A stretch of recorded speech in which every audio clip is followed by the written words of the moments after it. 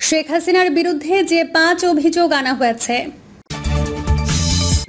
জানাবো যেখানে পাবে সোজা গুলি করবে, তাপসকে বলেন হাসিনা।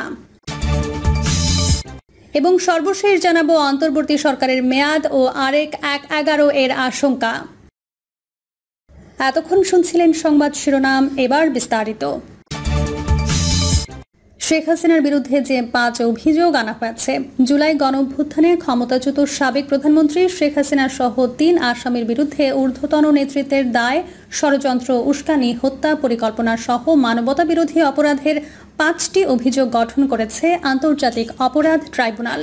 তাদের বিরুদ্ধে আনা প্রথম অভিযোগে বলা হয়েছে ২০২৪ সালের ১৪ জুলাই আয়োজিত এক সংবাদ সম্মেলনে শেখ হাসিনা উস্কানিমূলক বক্তব্য দেন। ওই বক্তব্যে তিনি বৈষম্য বিরোধী ছাত্র আন্দোলনের ডাকে ন্যায্য দাবিতে আন্দোলনকারীদের রাজাকারের বাচ্চা, রাজাকারের নাতিপুতি বলে উল্লেখ করেন।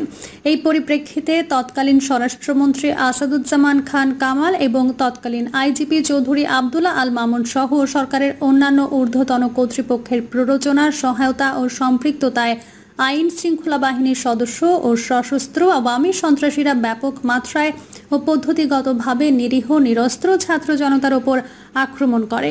এতে প্ররোচনা, উস্কানি, অপরাধ সংগঠন প্রতিরোধে ব্যর্থতা, ষড়যন্ত্রের মতো মানবতা বিরোধী অপরাধের অভিযোগ আনা হয়েছে। দ্বিতীয় অভিযোগে বলা হয়েছে শেখ হাসিনা হেলিকপ্টার, ড্রোন ও প্রাণঘাতী অস্ত্র ব্যবহারের মাধ্যমে আন্দোলনকারীদের হত্যা করে নির্মূলের নির্দেশ দিয়েছেন, যা বাস্তবায়ন করেছেন সাবেক স্বরাষ্ট্রমন্ত্রী আসাদুজ্জামান খান কামাল এবং পুলিশের সাবেক মহাপরিদর্শক চৌধুরী আবদুল্লাহ আল মামুন। অপরাধ সংগঠনের নির্দেশ, সহায়তার, সম্পৃক্ততা এবং ষড়যন্ত্রের মাধ্যমে আসামিরা মানবতা বিরোধী অপরাধ করেছেন বলে অভিযোগে বলা হয়েছে। রংপুরের বেগম রোকেয়া বিশ্ববিদ্যালয়ের শিক্ষার্থী আবু সাইদ হত্যার ঘটনায় তৃতীয় অভিযোগটি আনা হয়েছে।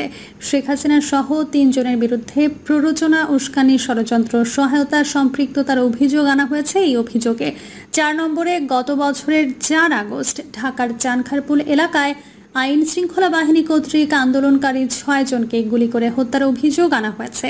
এতে বলা হয়েছে হত্যার নির্দেশ, প্ররোচনা, উস্কানি, সহায়তা, ষড়যন্ত্র এবং সম্পৃক্ততার মতো মানবতা বিরোধী অপরাধ করেছেন শেখ হাসিনা সহ ৩ আসামি। পঞ্চম অভিযোগ, ৩ আসামির বিরুদ্ধে আশুলিয়ায় নিরীহ নিরস্ত্র ৬ জনকে আগুনে পুড়িয়ে মারার ঘটনায় অভিযুক্ত করা হয়েছে।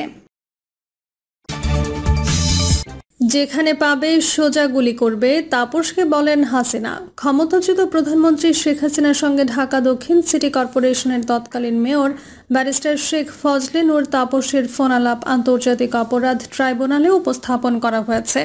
রোববার সূচনা বক্তব্যে চিফ প্রসিকিউটর মোহাম্মদ তাজুল ইসলাম ট্রাইব্যুনালে এই ফোনালাপ তুলে ধরেন। বিচারপতি মোহাম্মদ গোলাম মর্তুজা মজুমদারের নেতৃত্বাধীন ৩ সদস্যের আন্তর্জাতিক অপরাধ ট্রাইব্যুনাল ১ এই সূচনা বক্তব্যের পর একজন সাক্ষী সাক্ষ্য দেন। ফোনালাপে শেখ হাসিনাকে স্পষ্ট করে মারণাস্ত্র ব্যবহারের নির্দেশ দেওয়ার কথা বলতে শোনা যায়। আন্দোলনকারীদের যেখানে পাওয়া যাবে সেখানেই যেন গুলি করা হয়, এমন নির্দেশ দিয়েছিলেন শেখ হাসিনা।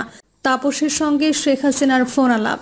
শেখ হাসিনা: দরকার নাই, ওটা দরকার নাই, আমি সেনা প্রধানের সাথে কথা বলছি, ওরা রেডি থাকবে, ঠিক আছে।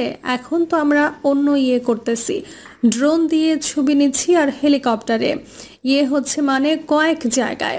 তাপস: তাহলে ওই কিছু ছবি দেখে পাকড়াও করা যায় না রাতের মধ্যে? শেখ হাসিনা: সবগুলোকে অ্যারেস্ট করতে বলেছি রাতে। তাপস: হ্যাঁ, পাকড়াও করলে ওদেরকে? শেখ হাসিনা: না, ওটা বলা হয়ে গেছে, ওটা নিয়ে র্যাব, ডিজিএফআই, এনএসআই সবাইকে বলা হয়েছে যে যেখান থেকে যে কয়টা পারবা ধরে ফেলো। তাপস: জি। শেখ হাসিনা: না, ওটা বলা আছে, আর যেখানে গ্যাদারিং দেখবে সেখানে ওই ওপর থেকে করাচ্ছি, অলরেডি শুরু হয়েছে কয়েকটা জায়গায়। তাপস: জি। শেখ হাসিনা: হয়ে গেছে। তাপস: জি, মোহাম্মদপুর থানার দিকে মনে হচ্ছে ওরা যাচ্ছে, এটা আমাকে স্বরাষ্ট্রমন্ত্রী বলল। শেখ হাসিনা: মোহাম্মদপুর থানার দিকে? তাপস: হ্যাঁ। শেখ হাসিনা: ওখানে পাঠাইয়ে দিক র্যাবকে। তাপস: জি, তাহলে আপনার নির্দেশনা লাগবে।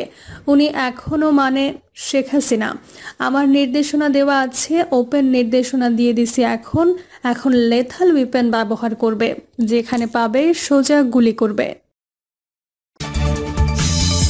অন্তর্বর্তী সরকারের মেয়াদ ও আরেক ১/১১ আশঙ্কা। ৩০ জুলাই ডেমোক্রেসি ডায়াস বাংলাদেশের উদ্যোগে গণতান্ত্রিক উত্তরণ, অন্তর্বর্তী সরকারের মেয়াদ ও সংখ্যানুপাতিক নির্বাচন নিয়ে এক সংলাপের আয়োজন করা হয় স্থানীয় এক হোটেলে। এতে রাজনীতিকদের পাশাপাশি অর্থনীতিবিদ, শিক্ষক, সাংবাদিক সহ নাগরিক সমাজের প্রতিনিধিরা অংশ নেন। বিএনপির মিডিয়া সেলের প্রধান মওদুদ আহমেদ আলমগীর পাভেলের সভাপতিত্বে এই আয়োজনে গবেষণাপত্র উপস্থাপন করেন ঢাকা বিশ্ববিদ্যালয়ের শিক্ষক আব্দুল্লাহ আল মামুন। গবেষণায় ২৬টি অন্তর্বর্তী সরকারের কার্যক্রম বিশ্লেষণ করে দেখানো হয় যেসব দেশে অন্তর্বর্তী বা তত্ত্বাবধায়ক সরকার স্বল্প মেয়াদে ক্ষমতায় থেকেছে সেসব দেশে রাজনৈতিক স্থিতিশীলতা এসেছে, অর্থনীতি গতিশীল হয়েছে। আর যেসব দেশে দীর্ঘ সময়ের জন্য অন্তর্বর্তী সরকার দায়িত্ব পালন করেছে সেসব দেশের সংকট ঘনীভূত হয়েছে। উল্লেখিত ২৬টি দেশের প্রথম ভাগে আছে ১৩টি দেশ, যথাক্রমে গ্রিস, বেলজিয়াম, ইউক্রেন, পোল্যান্ড, সাবেক পূর্ব জার্মানি, রোমানিয়া, সাবেক Czechoslovakia, Tunisia, Indonesia, Nepal, Chile, Italy ও হাঙ্গেরি। এর মধ্যে প্রথম ৭টি দেশে অন্তর্বর্তী সরকার ক্ষমতায় থেকেছে সর্বনিম্ন ১ মাস থেকে সর্বোচ্চ ৯ মাস পর্যন্ত। অন্যদিকে শেষের ৬টি দেশে অন্তর্বর্তী সরকারের মেয়াদ ছিল ১ বছর ২ সপ্তাহ থেকে ১ বছর ৫ মাস। অন্যদিকে দীর্ঘ মেয়াদে অন্তর্বর্তী সরকার ছিল যথাক্রমে Spain, Thailand, Gabon, Portugal, Liberia, Central Africa Republic, Sri Lanka, Haiti, Niger, Burkina Faso, Libya, Mali ও সুদান। এর মধ্যে স্পেনে সর্বনিম্ন ১ বছর ৭ মাস ও শ্রীলঙ্কায় ২ বছর ২ মাস অন্তর্বর্তী সরকার ক্ষমতায় থেকেছে দেশের গণতন্ত্র উত্তরণে সফল হয়েছে। কিন্তু Haiti, Niger, Burkina Faso, Libya, Mali ও সুদানে অন্তর্বর্তী সরকার দীর্ঘমেয়াদে ক্ষমতায় থাকায় গণতন্ত্র উত্তরণ থমকে আছে। কবে এসব দেশে অন্তর্বর্তী সরকারের মেয়াদ শেষ হবে তারও নিশ্চয়তা নেই। গবেষণায় বাংলাদেশের অধ্যাপক মোহাম্মদ ইউনুসের নেতৃত্বাধীন অন্তর্বর্তী সরকারের আমলে রাজনৈতিক ও আর্থসামাজিক পরিস্থিতিও উঠে এসেছে। এতে দেখা যাচ্ছে যতই দিন যাচ্ছে আর্থসামাজিক অবস্থান নাজুক হচ্ছে, রাজনৈতিক অস্থিরতা বাড়ছে আর জননিরাপত্তা হয়ে পড়েছে আরও ভঙ্গুর। যেমন দারিদ্র্যের হার ২০২৪ সালে ছিল ২০.৫%, বিশ্বব্যাংকের পূর্বাভাস অনুযায়ী ২০২৫ সালের এটি ২২.৯% পৌঁছাবে। ২০২৩ সালের অক্টোবর-ডিসেম্বর শেষে বেকার ছিল ২৭.৩ লাখ। ২০২৫ সালের অক্টোবর প্রান্তিকে এটি ৩১.১ লাখ এবং ২০২৬ সালের অক্টোবর-ডিসেম্বর প্রান্তিকে ৩৫.৩ লাখে পৌঁছাতে পারে বলে পূর্বাভাস দেয়া হচ্ছে। প্রকৃত বেকারের সংখ্যা আরও অনেক বেশি। যুক্তরাষ্ট্রের নিউ ইয়র্ক ভিত্তিক আন্তর্জাতিক মানবাধিকার সংস্থা হিউম্যান রাইটস ওয়াচ বলেছে, শেখ হাসিনার আওয়ামী লীগের ১৫ বছরের শাসনামলে যে ভীতি, দমন, পীড়ন ও গুমের মতো ব্যাপক মানবাধিকার লঙ্ঘনের ঘটনা ঘটেছে তার কিছুটা অবসান ঘটেছে বলে মনে হচ্ছে। তবে অন্তর্বর্তী সরকার কথিত রাজনৈতিক বিরোধীদের দমনে নির্বিচার আটক করছে, মানবাধিকার সুরক্ষায় তারা এখনও কাঠামোগত সংস্কার আনতে পারেনি। সংস্থাটির এশীয় অঞ্চলের উপপরিচালক মীনাক্ষী গাঙ্গুলি বলেন, অন্তর্বর্তী সরকার যেন এক জায়গায় আটকে আছে। একদিকে সংস্কারবিহীন নিরাপত্তা বাহিনী, অন্যদিকে মাঝে মধ্যে সহিংস ধর্মীয় কট্টরপন্থী এবং এমন কিছু রাজনৈতিক গোষ্ঠীকে সামলাতে হচ্ছে যারা বাংলাদেশের অধিকার রক্ষার চেয়ে শেখ হাসিনার সমর্থকদের বিরুদ্ধে প্রতিশোধ নিতে বেশি আগ্রহী। HRW এর প্রতিবেদনে মব ভায়োলেন্স ও ধর্মীয় সংখ্যালঘু সম্প্রদায়ের ওপর হামলাকে বড় চ্যালেঞ্জ হিসেবে চিহ্নিত করা হয়েছে। আইন উপদেষ্টা আসিফ নজরুলও স্বীকার করেছেন, আমাদের সরকারের আমলে সবচেয়ে দুর্ভাগ্যজনক যে দুটি ঘটনা ঘটেছে, একটা হচ্ছে মিথ্যা মামলা হতে পারে কিন্তু মিথ্যাভাবে লোককে ফাঁসানো মানে হয়রানিমূলক মিথ্যা মামলা, আর একটি হচ্ছে মব সন্ত্রাস। ডেমোক্রেসি ডায়াসের সংলাপে অর্থনীতিবিদ ও সিপিডির সম্মানীয় ফেলো ডক্টর দেবপ্রিয় ভট্টাচার্য অন্তর্বর্তী সরকারের মেয়াদ নিয়ে প্রশ্ন তোলেন।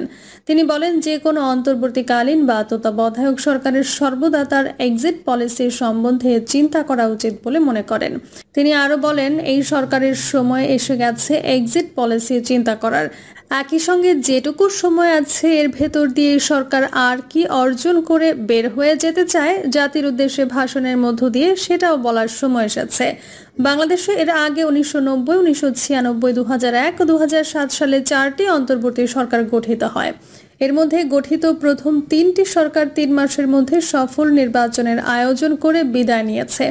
1990 সালে বিচারপতি শাহাবুদ্দিন আহমেদের সরকার এসেছিল এরশাদ বিরোধী গণঅভ্যুত্থানের পটভূমিতে। এবারে মোহাম্মদ ইউনূসের নেতৃত্বে অন্তর্বর্তী সরকারও আসে 24 জুলাই আগস্টের গণঅভ্যুত্থানের পটভূমিতে। অনেকে প্রশ্ন করেছেন, শাহাবুদ্দিন 3 মাসে পারলে ডক্টর ইউনূস 2 বছর সময় লাগাচ্ছেন কেন? ইয়াজউদ্দিন আহমেদের তত্ত্বাবধায়ক সরকারের ব্যর্থতার প্রেক্ষাপটে 2007 সালে সেনাবাহিনীর সমর্থন নিয়ে আরেকটি তত্ত্বাবধায়ক সরকার গঠিত হয় ফখরুদ্দিন আহমেদের নেতৃত্বে। তারা শুরুতেই 2 বছরের সময়সীমা বেঁধে দিয়েছিল। এর আগে আওয়ামী লীগের বিরোধিতার কারণে সাবেক প্রধান বিচারপতি KM হাসান তত্ত্বাবধায়ক সরকারের দায়িত্ব না নেয় তৎকালীন বিএনপি সরকার সংবিধানে বর্ণিত অন্য বিকল্প না খুঁজে নিজেদের পছন্দসই রাষ্ট্রপতি ইয়াজউদ্দিন আহমেদের নেতৃত্বে সরকার গঠন করে। সেই সরকার 2007 সালের 23 জানুয়ারি নির্ধারিত নির্বাচনটি করতে পারেনি। রাষ্ট্রপতি নিরপেক্ষতা নিয়ে প্রশ্ন তুলে প্রভাবশালী 4 জন উপদেষ্টা পদত্যাগ করলে নির্বাচন করা অসম্ভব হয়ে পড়ে। কিন্তু বর্তমান অন্তর্বর্তী সরকারকে তো সেরকম কোনো বাধার মুখোমুখি হতে হচ্ছে না। গণঅভ্যুত্থানে পদচ্যুত আওয়ামী লীগ ছাড়া সব রাজনৈতিক দলই সরকারের প্রতি অকুণ্ঠ সমর্থন ব্যক্ত করেছে। প্রিয় দর্শক, এই ছিল এখনকার সর্বশেষ সংবাদ। আপডেট সব সংবাদ পেতে চ্যানেলটি সাবস্ক্রাইব করে বেল আইকনটি ক্লিক করে রাখুন।